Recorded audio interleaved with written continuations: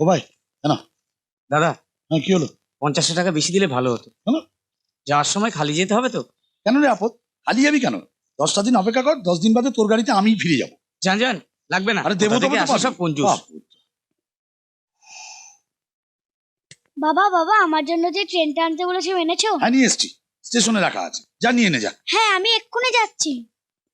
এসে গেছে। কেমন আছো তুমি? হ্যাঁ এসে গেছি, ভালো। প্রেশার, সুগার, ডায়াবেটিস কিচ্ছু নেই। তুমি যে বলেছিলে শনিবার দিন আসবে, শুক্রবার চলে এলে যে। চলে যাচ্ছি, রাতটা স্টেশনে কাটিয়ে কাল সকালে আসবো। এই তাই তাই বললাম নাকি আমি? হাতটা ছাড়ো। রাগ করো না, এসো এসো।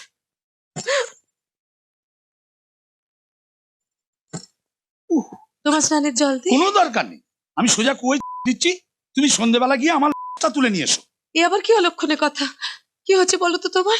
সব ব্যাপারে তো রাগ করছো কেন? রাগ করবো না, বাড়িতে এতগুলো গাড়ি, আমার জন্য স্টেশনে একটা গাড়ি পাঠাতে পারলে না? কি করে জানবো তুমি আজ চলে আসবে? তাই চুপ করো তো, মুখে মুখে তর্ক করবে না। আমি না তো কি আমি